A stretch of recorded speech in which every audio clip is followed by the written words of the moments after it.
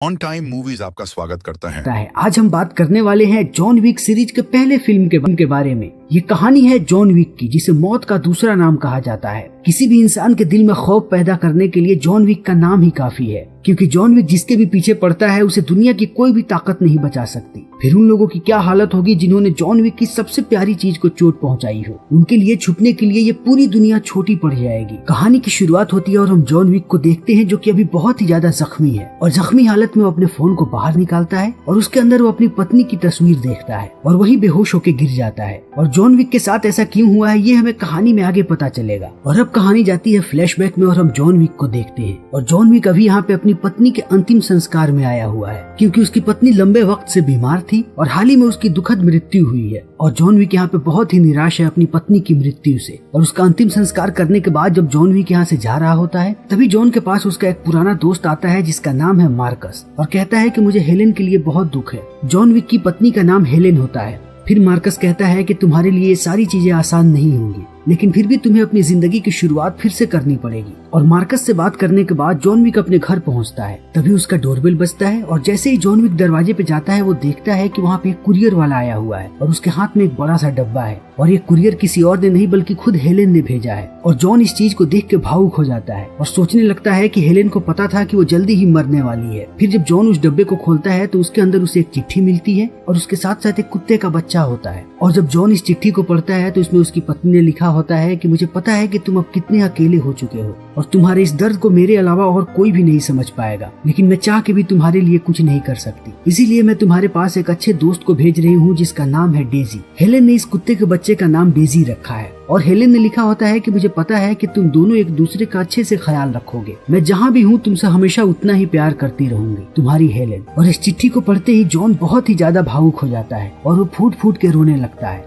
और यहाँ पे हमें पता चलता है कि जॉन हेलेन से कितना ज्यादा प्यार करता था। फिर वक्त ऐसे ही बीतते जाता है और डेजी और जॉन के बीच ऐसे ही प्यार बढ़ते रहता है और जॉन की जिंदगी धीरे धीरे अच्छी होने लगती है। तभी जॉन एक दिन जब अपनी शानदार गाड़ी में बाहर निकलता है और एक फ्यूल स्टेशन पे रुक करके अपनी गाड़ी में फ्यूल डाल रहा होता है, तभी वहाँ पे एक गाड़ी रुकती है जिसके अंदर बहुत सारे गुंडे भरे पड़े होते हैं। तभी इस गाड़ी से एक लड़का बाहर निकलता है जिसका नाम होता है लोसेफ, और उसकी नजर पड़ती है जॉन विक की गाड़ी पे। और इस गाड़ी को देखते ही वो मोहित हो जाता है और जॉन से बड़े ही अजीब तरीके से कहता है कि मुझे तुम्हारी गाड़ी खरीदनी है। लेकिन जॉन कहता है कि मुझे ये गाड़ी नहीं बेचनी। और इस बात को सुनते ही लोसेफ गुस्सा हो जाता है और वो जॉन से बदतमीजी करने लगता है। और जिन शब्दों में वो जॉन से बदतमीजी करता है, जॉन भी उसे उन्हीं शब्दों में जवाब देता है। और इस बात से लोसेफ और भी ज्यादा गुस्सा हो जाता है और वो जॉन से झगड़ा करने ही वाला होता है कि उसके दोस्त उसे रोक लेते हैं। तब तक जॉन यहाँ से निकल जाता है और रात को जब जॉन सो रहा होता है तभी अचानक उसे डेजी की आवाजें सुनाई पड़ती है। डेजी बहुत ही ज्यादा चिल्ला रही होती है और इसी से जॉन की आंख खुल जाती है और वो डेजी की तरफ जाता है कि आखिर डेजी क्यों चिल्ला रही है।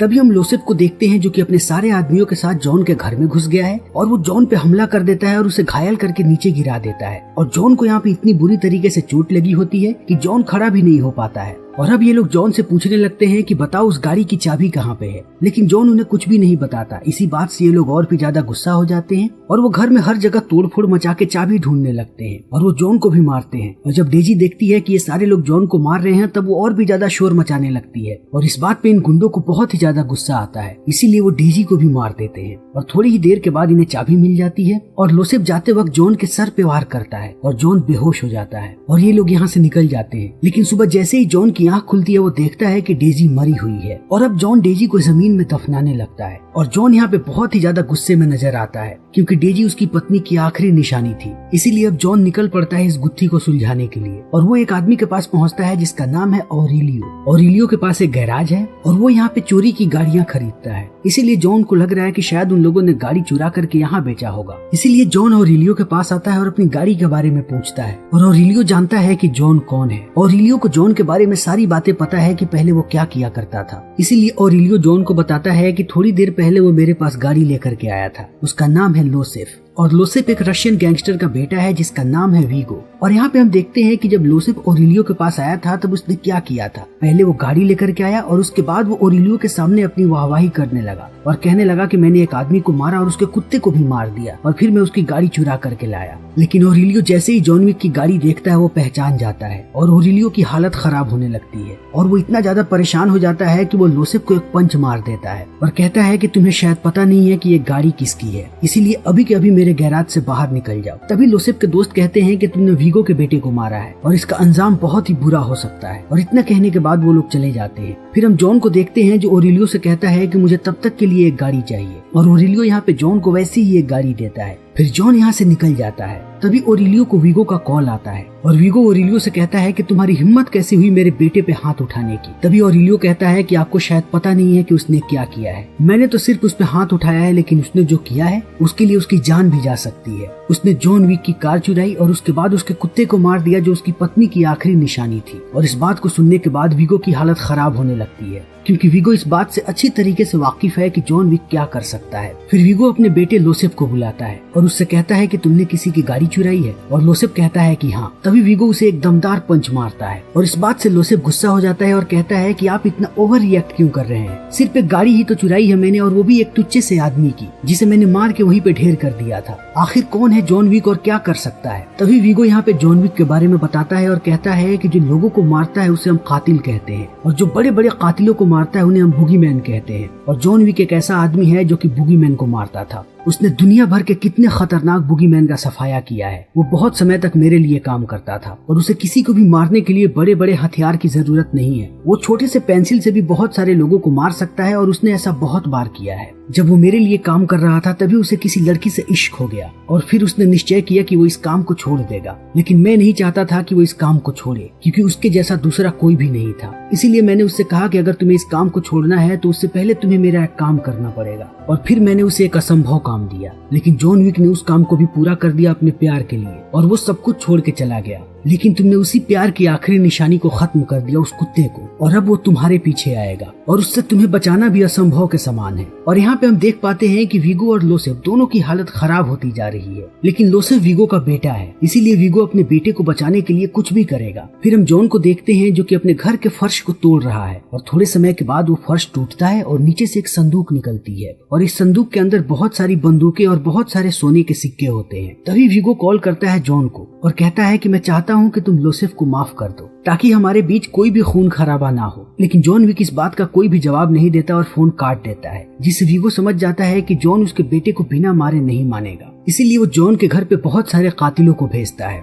लेकिन जॉन भी उन लोगों के लिए तैयार बैठा होता है और वो उन सारे लोगों को मार देता है। और उन्हें मारते ही वो एक जगह कॉल करता है और कहता है कि मुझे डिनर रिजर्वेशन करवाना है, और गैंगस्टर की भाषा में इसका मतलब होता है कि उसे लाशों को ठिकाने लगवाना है। और जल्दी ही यहाँ पे बहुत सारे लोग आते हैं और इन सारी लाशों को यहाँ से लेकर के चले जाते हैं और उसके बदले में जॉन विक उन्हें सोने के सिक्के देता है। जितने लोग होते हैं उतने सोने के सिक्के। और अब वीगो को पता चल चुका है कि जॉन ने उसके सारे आदमियों को मार दिया है, इसीलिए उसकी हालत और भी ज्यादा खराब होने लगती है और वो पहुंचता है मार्कस के पास और उसे जॉन की सुपारी देता है और बदले में बहुत सारे पैसे देने का वादा करता है और मार्कस भी इस सुपारी को ले लेता है। तभी हम जॉन को देखते हैं और अब वो पूरी तरीके से तैयार है एक तबाही के लिए। लेकिन तबाही मचाने से पहले जॉन एक होटल में जाता है जिसे सारे लोग कॉन्टिनेंटल कहते हैं। कॉन्टिनेंटल एक ऐसी जगह है जहाँ पे कातिलों को पनाह दी जाती है और कॉन्टिनेंटल के नियम कानून बहुत ही सख्त हैं। कॉन्टिनेंटल के अंदर दुनिया का बड़ा से बड़ा गैंगस्टर भी गोली नहीं चला सकता और यहाँ पे खून का एक बूंद भी नहीं बहाया जा सकता, वरना दुनिया के किसी भी गैंगस्टर को ये लोग एक झटके में मार सकते हैं, क्योंकि कॉन्टिनेंटल का एक अपना समुदाय है और ये समुदाय अपने शान में किसी किस्म की कोई भी गुस्ताखी कभी माफ नहीं करते। इसीलिए अब जॉन विक भी अपना यहाँ पे रिजर्वेशन करवाता है ताकि वो बाहर लोगों का सफाया करके आने के बाद यहाँ रुक सके। और कॉन्टिनेंटल के अंदर हम एक से एक कातिलों को देखते हैं और यहाँ पे जॉन पे नजर पड़ती है एक लड़की की जिसका नाम है पर्किंस। और पर्किंस जॉन को क्यों देख रही है ये हमें कहानी में आगे पता चलेगा। और अब हम कॉन्टिनेंटल होटल के मालिक को देखते हैं जिनका नाम है विंस्टन। और विंस्टन जैसे ही जॉन को यहाँ पे देखता है वो आश्चर्यचकित हो जाता है, क्योंकि विंस्टन को पता था कि जॉन विक ने इस काम को छोड़ दिया है। तभी जॉन विंस्टन को सारी बातें बताता है और कहता है कि इस बार ये मेरी आपसी दुश्मनी है। और इतना कहने के बाद वो लोसेफ के बारे में पूछने लगता है। फिर विंस्टन जॉन को एक क्लब का पता देता है और कहता है कि लोसेफ तुम्हें वहीं पे मिलेगा। और अपनी पूरी तैयारी के साथ जॉन पहुंचता है उस क्लब में, लेकिन उसे पता नहीं है कि लोसेफ इस क्लब में कहाँ पे है। तभी उसकी नजर पड़ती है लोसेफ के उसी दोस्त पे जिसे उसने लोसेफ के साथ देखा था। और जॉन उसके दोस्त को पकड़ता है, उसे पीटता है और पूछता है कि बताओ लोसेफ कहाँ है। और वो बताता है कि लोसेफ ऊपर नहा रहा है। और इतना सुनते ही जॉन उस आदमी को मार देता है और ऊपर जाने लगता है। तब तक यहाँ पे चारों तरफ अफरा तफरी मच जाती है और लोसेफ के लोग चारों तरफ फैलने लगते हैं, लेकिन जॉन को अब कोई भी नहीं रोक सकता लोसेफ तक पहुँचने से। जॉन अपने रास्ते में आने वाले सारे लोगों को मौत के घाट उतारते रहता है। फिर वो पहुंचता है लोसेफ के पास और लोसेफ जैसे ही जॉन को देखता है अर्धनंग अवस्था में वहाँ से भागने लगता है और जॉन उसका पीछा करने लगता है और सारे लोगों को मारने लगता है। और जल्दी ही जॉन यहाँ पे लाशों का ढेर लगा देता है और जॉन लोसेफ को मारने ही वाला होता है। तभी जॉन को एक गोली लग जाती है